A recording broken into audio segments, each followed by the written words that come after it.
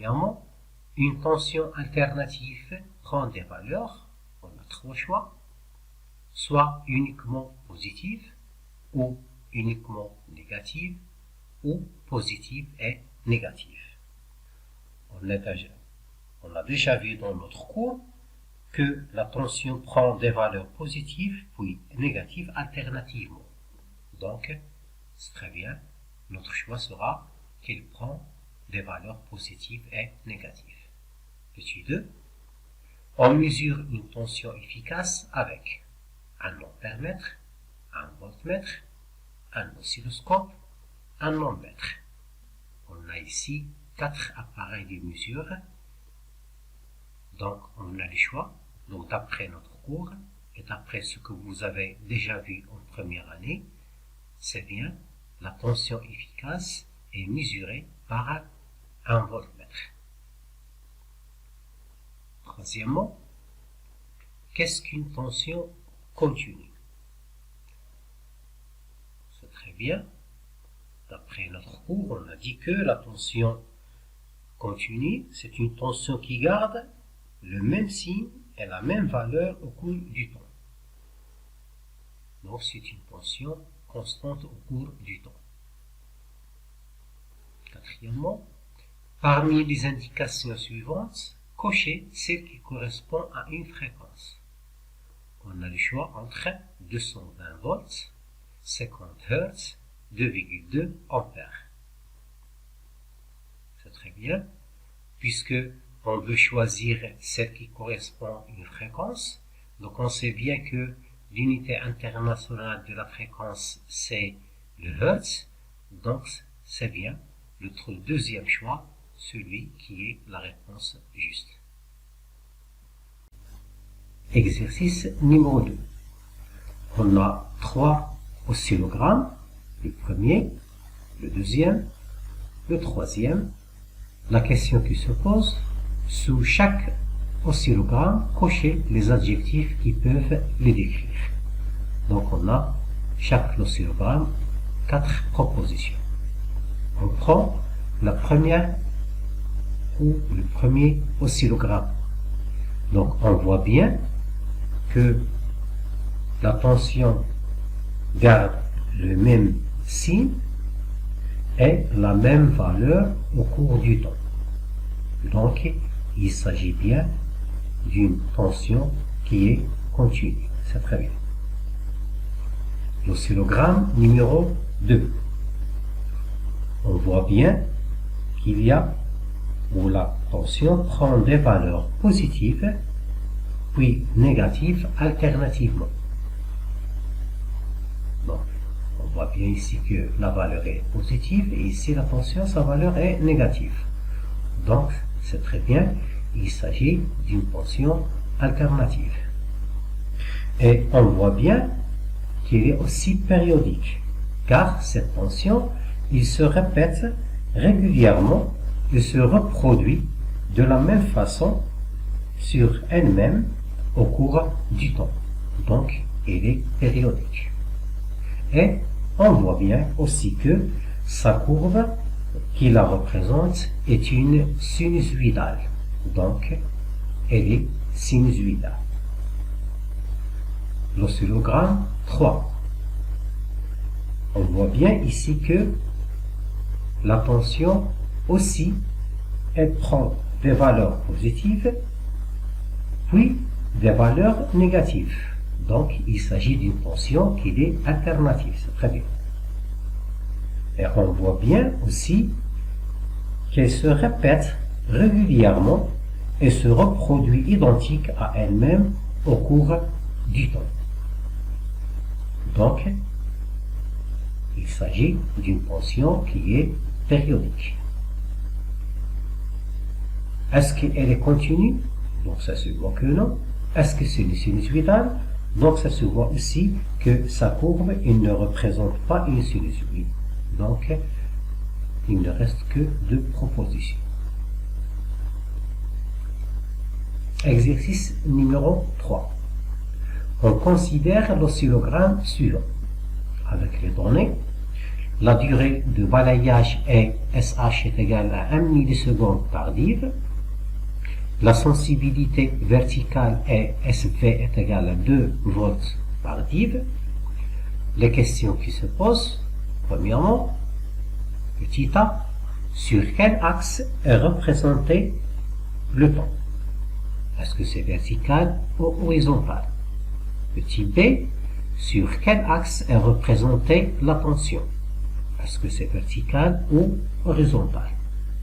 Deuxièmement, parmi les termes suivants, continu, alternative, variable, sinusoïdale, périodique, quels sont ceux qui caractérisent cette tension? Troisièmement, déterminer la tension maximale Umax de cette tension. Et quatrièmement, déterminer la période T de cette tension. Enfin, déterminer la fréquence F de cette tension. C'est bien.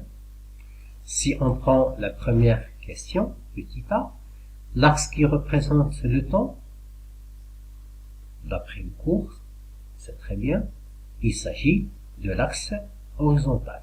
Donc, horizontal, c'est le bon choix. Pour petit p, quel est l'axe qui représente la tension? Donc, il ne reste qu'un seul axe, c'est bien l'axe vertical, donc c'est celui qui est le bon choix. Petit 2, il nous demande quelles sont les caractéristiques de cette tension.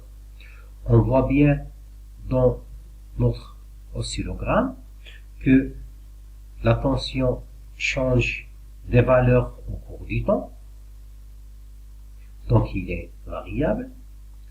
En même temps, elle prend des valeurs positives et des valeurs négatives alternativement, donc on dit que c'est une tension qui est alternative.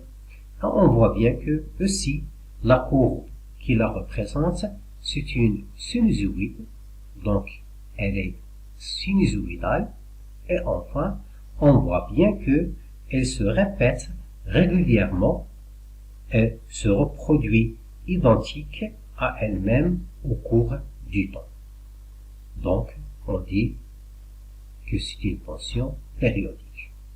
Donc les termes qui caractérisent cette tension sont: c'est une tension qui est sinusoïdale, est variable, est alternative, et périodique.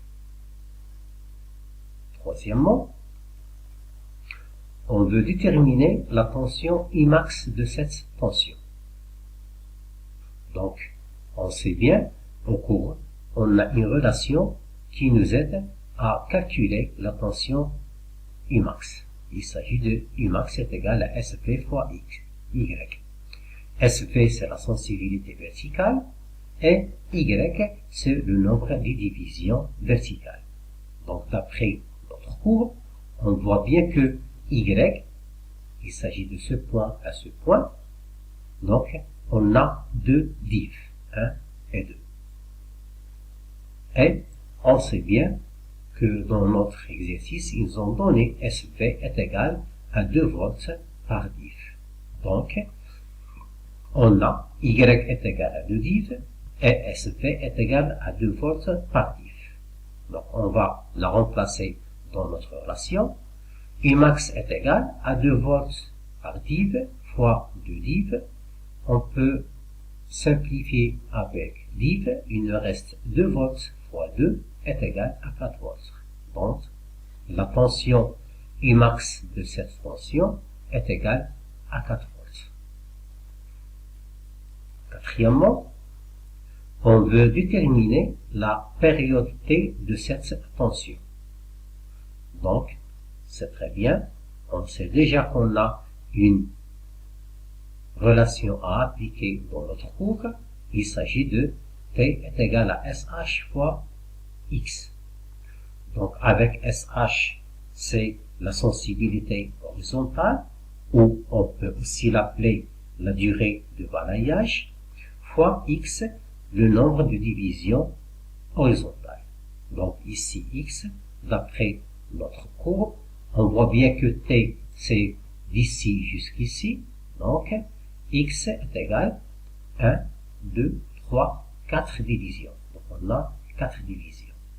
Et on sait, d'après les énoncés, que SH est égal à 1 milliseconde par div. Donc, les données, x est égal à 4 div et SH est égal à 1 milliseconde par div. Donc on va les remplacer dans notre relation. T est égal à 1 milliseconde par div fois 4 div. On va simplifier par div. Il nous reste 1 milliseconde fois 4, donc c'est 4 millisecondes. Mais on sait que la période, son unité internationale, c'est le seconde. Donc il fallait donc convertir millisecondes en secondes.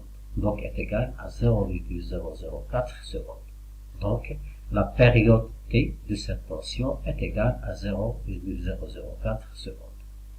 Cinquièmement, on veut déterminer la fréquence F de cette tension.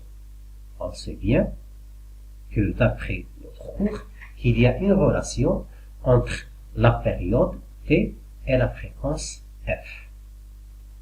C'est très bien que chacun, c'est l'inverse de l'autre.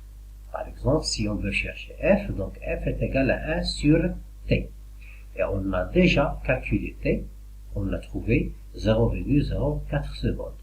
Donc, on peut remplacer la relation. Donc, il devient F est égal à 1 sur 0,04 secondes. On calcule le rapport 1 sur 0,004, on trouve 250. Et on sait bien que l'unité internationale de la fréquence, c'est le Hertz, l'état. Donc, la fréquence F de cette tension est égale à 250 Hertz.